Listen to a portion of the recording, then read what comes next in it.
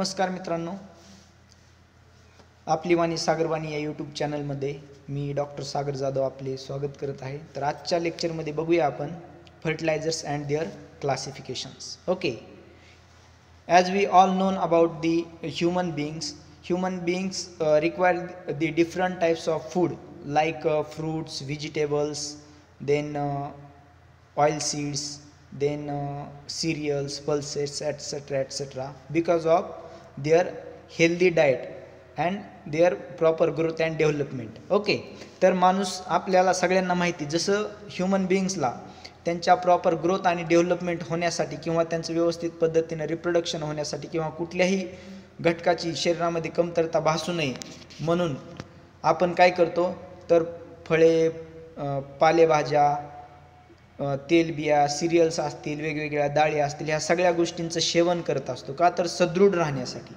त्याच पद्धतीनं प्लांटला सुद्धा त्यांची व्यवस्थित पद्धतीनं वाढ आणि त्यांची डेव्हलपमेंट होण्यासाठी वेगवेगळ्या अन्नद्रव्यांची गरज भासत असते. तर अशा वेगवेगळ्या ज्यांची गरज भासत असते अशा अन्नद्रव्यांना आपण काय म्हणतो, इसेन्शियल प्लांट न्यूट्रिएंट्स. तर हे इसेन्शियल प्लांट न्यूट्रिएंट्स किती आहेत? जनरली 17 इसेन्शियल प्लांट न्यूट्रिएंट्स असतात. आणि हे प्लांट न्यूट्रिएंट्स प्लांटला कुठून मिळतात? जमिनीमधून मिळत असतात. परंतु आज अलीकडच्या काळामध्ये आपण सातत्याने नुसते हाय यील्डिंग व्हरायटीजचा जेव्हा वापर करू लागलो तेव्हा काय होत गेलं, तर एकच एक न्यूट्रिएंट हे जास्त प्रमाणात अपटेक केलं जाऊ लागलं आणि त्यामुळे त्या न्यूट्रिएंटची त्या जमिनीमध्ये आपल्याला कमतरता भासू लागली. म्हणून हे न्यूट्रिएंट्स आपल्याला एक्सटर्नली ॲप्लाय करण्याची गरज भासू लागली. तर हे एक्सटर्नली आपलं न्यूट्रिएंट्स ॲप्लाय करण्यासाठी कुठलं तरी माध्यम लागतं आणि ते माध्यम म्हणजेच काय? फर्टिलायझर्स. ओके, फर्टिलायझर म्हणजेच काय? मराठीमध्ये काय म्हणतो? खते. तर फर्टिलायझर म्हणजेच काय? Fertilisers is any material of natural or synthetic origin that is applied to the soil or to the plant tissues to supply one or more primary plant nutrient which is essential to the plant for their growth and development or their reproduction. Okay, म्हणजेच काय? Fertiliser म्हणजेच काय? असं एखादं material जे naturally तयार झालेलं असतं किंवा मानवाने तयार केलेलं असतं की जे आपण मातीमध्ये ॲप्लाय केल्यानंतर किंवा प्लांटच्या टिश्यूवरती ॲप्लाय केल्यानंतर त्या प्लांटला लागणाऱ्या इसेन्शियल न्यूट्रिएंटपैकी जे न्यूट्रिएंट लागत असतात ते प्लांटला मिळवून दिले जातात व त्यामुळे त्या प्लांटची ग्रोथ आणि डेव्हलपमेंट हे व्यवस्थित पद्धतीनं होत असते. तर अशा मटेरियलला आपण काय म्हणतो? फर्टिलायझर्स. म्हणजेच काय? खते. ओके, अशा मटेरियलला आपण काय म्हणतो? Fertilisers. Then we see the classification of fertilisers.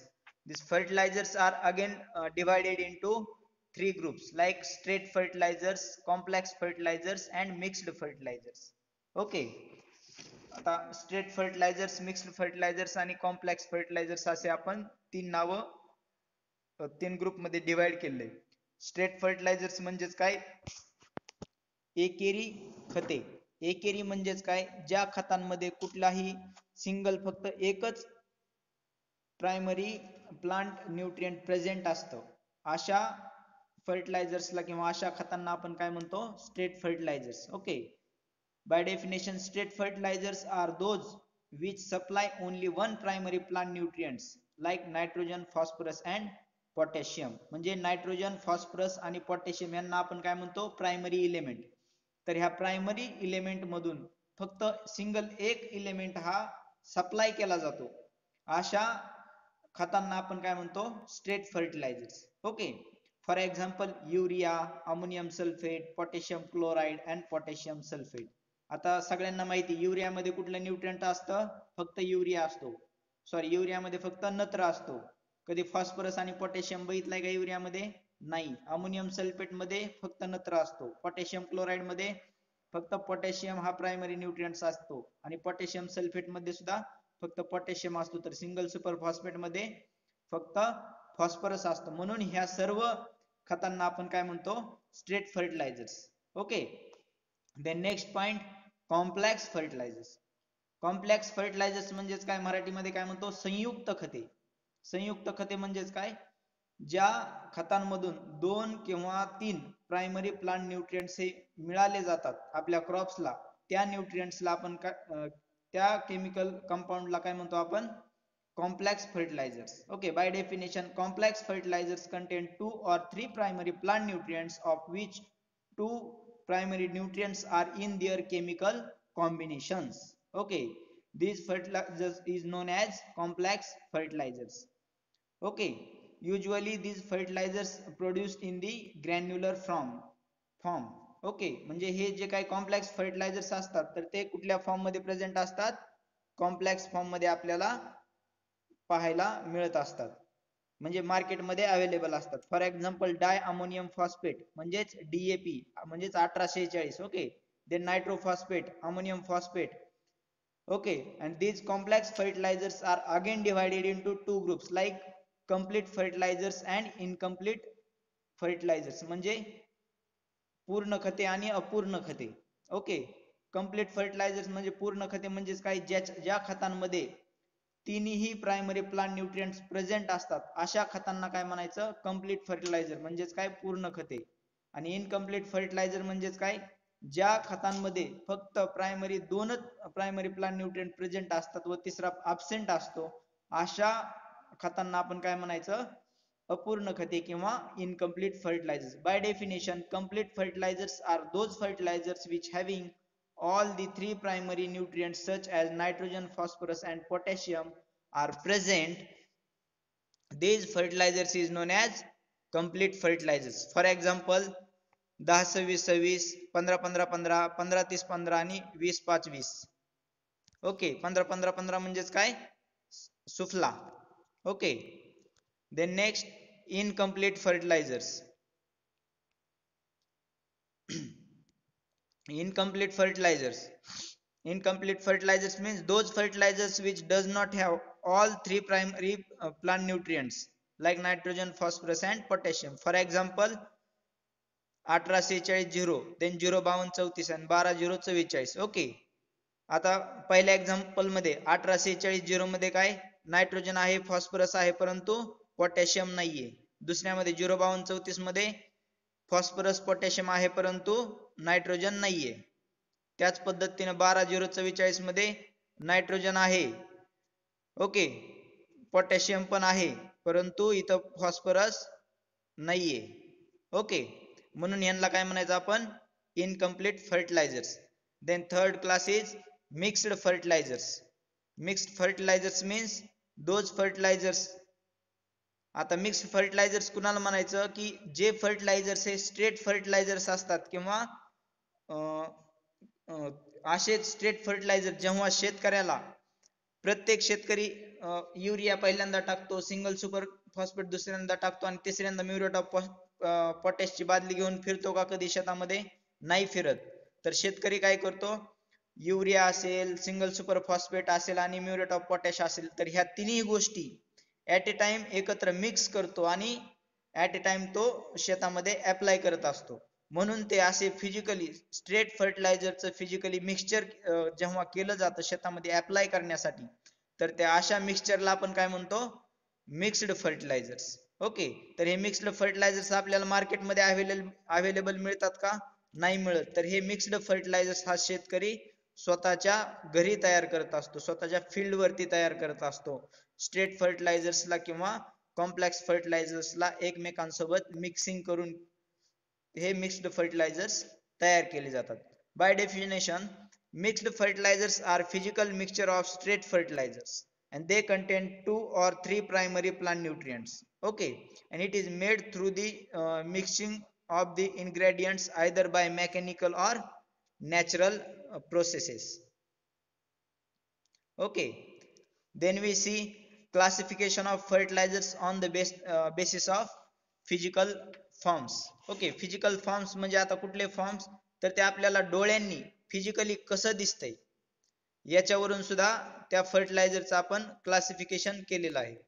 तर ते क्लासिफिकेशन कसं केलं जातं, स्ट्रेट फर्टिलायझर्स फर्टिलायझरचं फिजिकली फॉर्म वरून, they are either solid fertilisers और लिक्विड फर्टिलायझर्स. ओके, तर ते फिजिकली दिसताना आपल्याला सर्वप्रथम आपण कसं क्लासिफिकेशन करतो, तर ते दिलेलं फर्टिलायझर जे आहे ते सॉलिड आहे की लिक्विड आहे याच्यावरून त्याचं 2 पार्ट मध्ये आपण डिवायडेशन केलेलं आहे. परत सॉलिड फर्टिलायझर्स मध्ये पण आपण परत त्याचं अजून डिवायडेशन केलेलं आहे, तर ते कसं दिसतंय, त्याचं स्ट्रक्चर कसं आहे, याच्यावरून आपण त्यांचं परत क्लासिफिकेशन केलेलं आहे. For example, there are 6 classes in the solid fertilizers like powdered fertilizers, then crystal, then preels, then granules, then super granules and briquettes. Okay, आता सॉलिड फर्टिलायझर्स मध्ये पावडर्ड फर्टिलायझर्स कुणाला म्हणायचं, तर जे फर्टिलायझर्स पावडर्ड फॉर्म मध्ये असतात. ओके, एकदम पिठासारख्या पावडर साठी आपण जशी तोंडाला लावतो पावडर, त्या फॉर्म मध्ये जे प्रेझेंट असतात त्यांना काय म्हणायचं, powdered fertiliser. For example, single super phosphate. आता सगळ्यांनी सिंगल सुपर फॉस्फेट बघितलेलं आहे. सिंगल सुपर फॉस्फेट आपल्याला कधी ग्रॅन्युल्स फॉर्म मध्ये दिसतं का, गोल गोल दाणे दिसतात का, नाही दिसत, म्हणून त्यांना काय म्हणायचं, powdered fertilisers. Then crystals. Crystals म्हणजेच काय, जी आपली रांगोळी असते, तर त्या रांगोळी सारखे छोटे छोटे जे काही क्रिस्टल्स आपल्याला दिसत असतात, तर अशा फॉर्म मध्ये प्रेझेंट असलेल्या फर्टिलायझर्सला क्रिस्टल्स फर्टिलायझर्स असं म्हणायचं. For example, ammonium sulphate. Okay, then prills. Prills म्हणजेच काय, एकदम गोलाकार दाण्यांसारखे ग्रॅन्युल्स पण नाही, जरा जराशे गोल परंतु दोन्ही साईडला चपटे असल्यासारखे असतात, अशा खतांना काय म्हणायचं, prills. For example, urea, diammonium phosphate and super phosphate. Okay, then granules. Granules म्हणजेच काय, जे पूर्णपणे गोल आकारामध्ये आपल्याला मार्केटमध्ये अवेलेबल असतात, ग्रॅन्युल्स फॉर्म मध्ये प्रेझेंट असतात, त्यांना काय म्हणायचं, granular forms solid fertilisers. For example, Holland granules. Then super granules. Super granules म्हणजेच काय, ग्रॅन्युल फॉर्म मध्येच परंतु त्याची साईज ही ग्रॅन्युलर फर्टिलायझर्स पेक्षा मोठी असते, म्हणून त्यांना आपण काय म्हणतो, super granules. For example, urea super granules. Then briquettes. Briquettes म्हणजेच काय, आता हे जे ब्रिकेट्स असतात, ब्रिक म्हणजे काय, वीट. तर वीट जशी मातींच्या वेगवेगळ्या कणांपासून त्याच्यावरती प्रेशर अप्लाय करून किंवा हीट आणि प्रेशरचा अप्लाय करून जशी वीट बनवली जाते, त्या पद्धतीने ही फर्टिलायझर्स तयार केले जातात. For example, Konkan Annapurna briquettes. तर आपल्या दापोली विद्यापीठाने या कोकण अन्नपूर्णा ब्रिकेट विकसित केलेल्या आहेत. तर त्या पद्धतीनं दोन वेगवेगळे खत एकत्र मिक्स करून त्याच्यावरती प्रेशर अप्लाय करून आणि हीट देऊन त्या दोन वेगवेगळ्या फर्टिलायझर्सला कंबाईन केले जातं, फिजिकली कंबाईन केलं जातं. तर असं कंबाईन करून त्याचे ब्रिकेट्स तयार केल्या जातात. ओके, अशा फर्टिलायझरला ब्रिकेट फर्टिलायझर्स म्हणतात. For example, urea briquette, then Konkan Annapurna briquette, then silicabs. Okay, these are the different examples of. Okay मित्रांनो, तर बघूया आता liquid fertilisers. Liquid fertilisers means those fertilisers which are available in the market in the liquid form. आता हे जे liquid fertilisers असतात, तर हे मार्केटमध्ये आपल्याला जे अवेलेबल होत असतात, तर ते हायली कॉन्सन्ट्रेटेड असतात, म्हणून त्यांना कॉन्सन्ट्रेटेड फर्टिलायझर्स असं पण म्हणत असतात. आणि हे जे लिक्विड फर्टिलायझर कॉन्सन्ट्रेटेड फॉर्ममधील असतात, तर त्यांना आपल्याला पाण्यासोबत मिक्सअप करून त्याचं डायल्युशन कमी करावं लागतं. आणि जर ॲज इट इज आपण वापरले तर त्या प्लांटवरती त्याचा निगेटिव्ह इफेक्ट होऊ शकतो. ओके, कारण कुठल्याही न्यूट्रिएंटच्या हायर कॉन्सन्ट्रेशनमुळं. त्याच पद्धतीने हे लिक्विड फर्टिलायझर्स हे आपण इरिगेशन वॉटरमध्ये सुद्धा मिक्सअप करून वापरू शकतो, जेणेकरून आपली लेबर, आपल्याला जे काही फर्टिलायझर ॲप्लिकेशनसाठी लागणारे आहेत, तर ते लेबर रिक्वायरमेंटसुद्धा आपली कमी होऊ शकते. त्याच पद्धतीने लिक्विड फर्टिलायझर्स हे आपल्याला हँडलिंगसाठी सुद्धा इजी जातात. आणि त्याच पद्धतीने हे लिक्विड फर्टिलायझर्स हे आपण काही हार्बिसाईडमध्ये किंवा काही फंजिसाईड्समध्ये सुद्धा मिक्सअप करून आपण वापरू शकतो. ओके, तर हे liquid fertilizers we are again classified in two 2 groups like clear liquid fertilizers and suspension liquid fertilizers. आता क्लिअर लिक्विड फर्टिलायझर्स म्हणजे कोणते फर्टिलायझर्स, जे लिक्विड फर्टिलायझर्स आपण जेव्हा स्प्रेइंग करण्याच्या टायमिंगला पाण्यामध्ये मिक्सअप करू, तर पाण्यामध्ये मिक्स करत असताना ते पूर्णपणे डिझॉल्व होत असतात. Okay, when these fertilizers are completely dissolve in the water, तर त्याचे कुठलेही पार्टिकल आपल्याला दिसत नाहीत त्या पाण्याच्या लिक्विड सोल्युशनमध्ये. त्यामुळं अशा फर्टिलायझर्सला आपण काय म्हणतो, क्लीन लिक्विड फर्टिलायझर्स. आणि सस्पेन्शन लिक्विड फर्टिलायझर्स म्हणजेच काय, when those fertilisers which are suspended as fine particle in the water. तर ते सस्पेन्शन लिक्विड फर्टिलायझर जेव्हा आपण पाण्यात मिक्स करू, तर त्याच्यामधील काही फाईन पार्टिकल्स हे पाण्यामध्ये असेच तरंगल्यासारखे राहत असतात, म्हणून त्यांना सस्पेन्शन लिक्विड फर्टिलायझर्स असं सुद्धा म्हणतो. Then we see classification of fertilisers on the basis of nutrient content. तर sorry, on the basis of presence of plant nutrient, that means concentration of plant nutrients. तर त्याच्यामध्ये प्लांट न्यूट्रिएंटचं किती concentration आहे याच्यावरून न्यूट्रिएंट फर्टिलायझरचं क्लासिफिकेशन करतो as a low analysis fertilisers and high analysis fertilisers. Low analysis fertilisers म्हणजे कोणते, तर ज्याच्यामध्ये प्रायमरी प्लांट न्यूट्रिएंटचं पर्सेंटेज हे 25% कमी असतं, अशांना काय म्हणतो आपण, low analysis fertilisers. For example single super phosphate, sodium nitrate. Single super फॉस्फेटमध्ये 16% P2O5 आणि सोडियम नायट्रेटमध्ये पण 16% नायट्रोजन आहे, म्हणून त्यांना लो ॲनालिसिस म्हणतो, कारण ते 25% कमी आहे.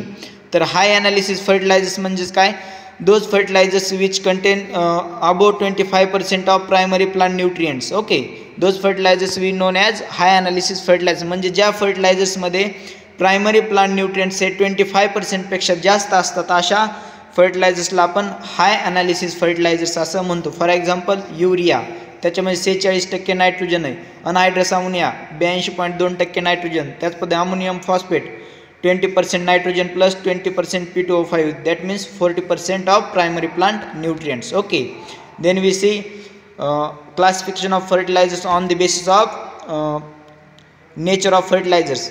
So fertilizers are again classified into acid forming fertilizers, base forming fertilizers and neutral fertilizers. acid forming fertilizers म्हणजे कोणते, तर जे फर्टिलायझर्स आपण फील्डमध्ये ॲप्लाय केल्यानंतर त्या सॉईलमध्ये ॲसिडिक रेसिड्यूज राहत असतात, अशा फर्टिलायझर्सला आपण काय म्हणतो, acid forming fertilizers. Okay, and these fertilizers are applied in the alkaline soil. आणि असे फर्टिलायझर्स आपण अल्कलाइन सॉइलमध्ये ॲप्लाय करू शकतो. For example ammonium chloride, ammonium sulphate nitrate and ammonium phosphate as well as urea. These are the acid forming fertilisers. Then next class is alkaline forming fertilizers. These fertilizers having alkaline residues in the soil after their application. म्हणजे हे alkaline forming fertiliser जे असतात ते सॉईलमध्ये apply केल्यानंतर त्याचा सॉईलमध्ये alkaline residues राहतात. म्हणजेच जर हे असे फर्टिलायझर्स आपण ॲसिडिक सॉईलमध्ये ॲप्लाय केले तर ते ॲसिडिक सॉईल ही न्यूट्रलाइज होऊ शकते. Okay, for example sodium nitrate, calcium cyanide and dicalcium phosphate. These are the example of alkaline forming fertilizers.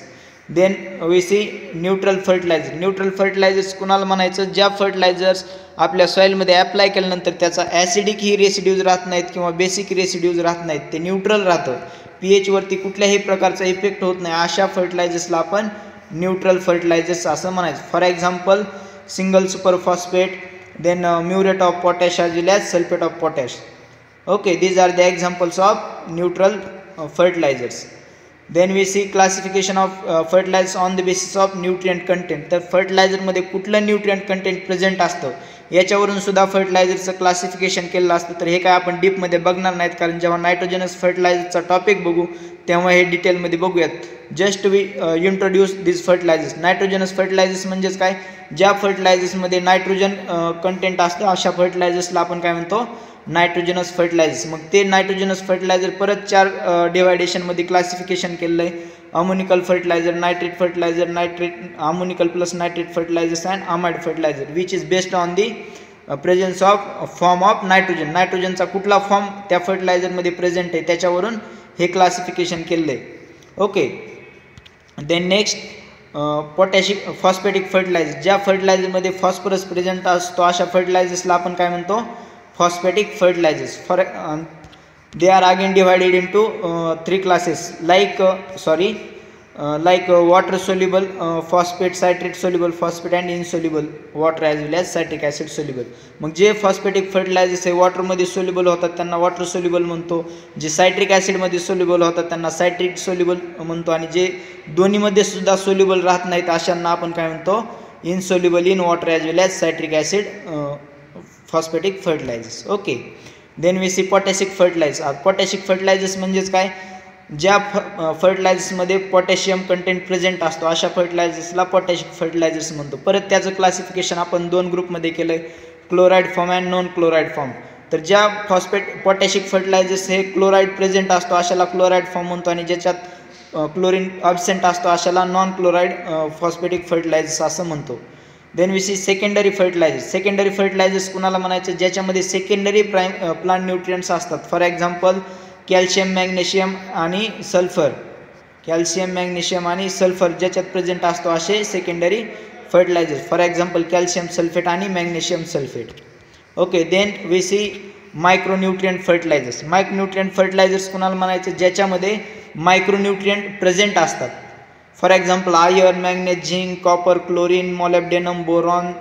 Okay, तर हे मायक्रोन्यूट्रिएंट ज्याच्यात प्रेझेंट असतात त्यांना काय म्हणायचं, micronutrient fertilisers. For example ferrous sulphate, zinc sulphate, copper sulphate, iron sulphate, etcetera etcetera. Okay, then sodium molybdate also. Then we see what is mean by fertiliser grade. आता fertiliser grade म्हणजेच काय, तर 100 किलोचा एखादी आपण गोणी घेतली तर त्याच्यामध्ये नायट्रोजन किती किलो आहे, फॉस्फरस किती किलो आहे आणि पोटॅशियम किती किलो आहे, तर त्यांच्या प्रेझेन्सला आपण काय म्हणायचं, फर्टिलायझर ग्रेड. फॉर एक्झाम्पल आपण 10-26-26 सगळ्यांनी ऐकले, तर 10 किलो नायट्रोजन, 26 किलो फॉस्फरस आणि 26 किलो पोटॅशियम अशा पद्धतीनं हे फर्टिलायझरचे ग्रेड असतात. इथं आपल्याला दिला आहे 20, 10, 20 हा एक आपल्याला ग्रेड दिला आहे फॉर एक्झाम्पल म्हणून. Okay, then we see fertilizer ratio. आता फर्टिलायझर रेशो म्हणजेच काय, एखाद्या 100 किलोच्या फर्टिलायझर्समध्ये नायट्रोजन, फॉस्फरस आणि पोटॅशियम यांचं एकमेकांसोबतचं जे काय रेशो आहे तर तो कसा आहे, किती आहे, यालाच आपण काय म्हणतो, fertilizer ratio. For example fertilizer which 10:10:10 and the analyse would have 1:1:1 ratio. जर एखादं फर्टिलायझर फॉर एक्झाम्पल 10:10:10 असं जर फर्टिलायझर असेल तर त्याचा फर्टिलायझर रेशो काय येतो, 1:1:1. म्हणजेच काय, एका नायट्रोजनच्या मॉलिक्यूलसोबत एक फॉस्फरसचा मॉलिक्यूल आणि एक पोटॅशियमचा मॉलिक्यूल. तर दुसरं उदाहरण दिलं आहे 24:8:16 NPK. ओके, असा फर्टिलायझरचा ग्रेड आहे. तर त्याचा फर्टिलायझर रेशो काय आला, जर 3 नायट्रोजनचे मॉलिक्यूल असतील तर एक फॉस्फरसचा मॉलिक्यूल असेल आणि 2 पोटॅशियमचे मॉलिक्यूल्स असतील. ओके, अशा पद्धतीनं फर्टिलायझर रेशो आपण कॅल्क्युलेट करत असतो. ओके, तर सगळ्यांना सांगितलेली माहिती व्यवस्थित पद्धतीने समजलेली असेल. तर आजचा टॉपिक होता fertilizers and its classification. Thank you for watching this video. Okay, तर एवढं व्यवस्थित पद्धतीनं तुम्ही आपला व्हिडिओ बघितला त्याबद्दल तुमचे खूप खूप धन्यवाद. व्हिडिओ आवडल्यास नक्की आपल्या चॅनलला लाईक करा, सबस्क्राईब करा आणि आपल्या मित्रांपर्यंत शेअर करायला विसरू नका. आपली वाणी सागरवाणी. धन्यवाद.